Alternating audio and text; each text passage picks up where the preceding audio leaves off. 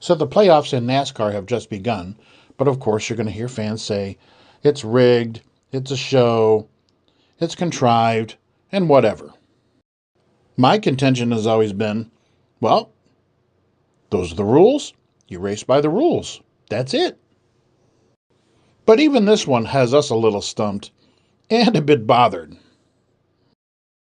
For lack of a better word, you want to talk contrived? How about the 1980 Daytona ARCA race?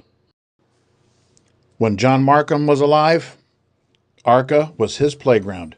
You played by his rules, and that was it.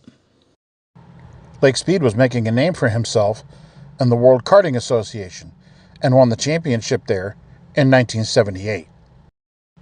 Well, he put his eyes on NASCAR, but as with everything, you had to get some experience first. And, well, that's where the ARCA series came into play.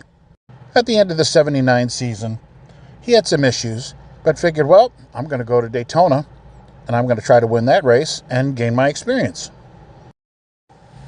Not much has changed in ARCA over the years. You've still got the regulars that run for the title, and you've got other people that come in for the experience and to prove they can race on the super speedways. This time, it was no different. However, Phil Finney and John Resnick started from the pole. Resnick finished second to Kyle Petty in 1979, and Phil led 37 laps before having engine issues.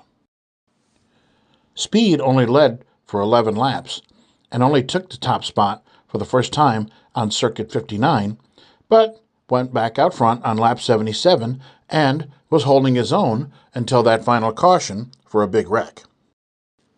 Now this is where things get weird, and even Lake explained on the Scene Vault podcast with Rick Houston that there were parts and pieces laying all over the track, and he knew that the race wouldn't go green, and said officials even told him and his team to get ready to go to victory lane. Running around under caution, the number 6 ran through some debris and lost a rear tire. So on the inner liner, under caution speed, no big deal, but if the race went back green, Speed would be in trouble.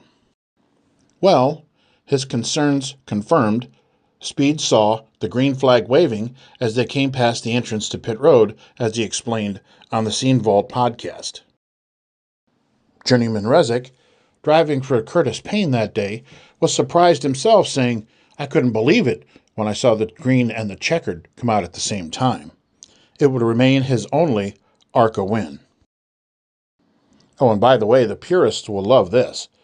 Drivers were warned that if they don't make the allotted time, they may cut the race short or have to stop it to allow the Busch Clash to run, as it had a set TV time on CBS, and that's exactly what happened.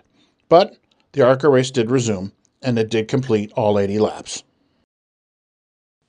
I did look and didn't find any explanation from any officials on the reason for that finish, but in fairness, I've never heard of an ARCA race finishing like that again. So we're going to take the week off for Labor Day. No, we're not Johnny Carson. And we'll see you in 2 weeks. Have a great holiday.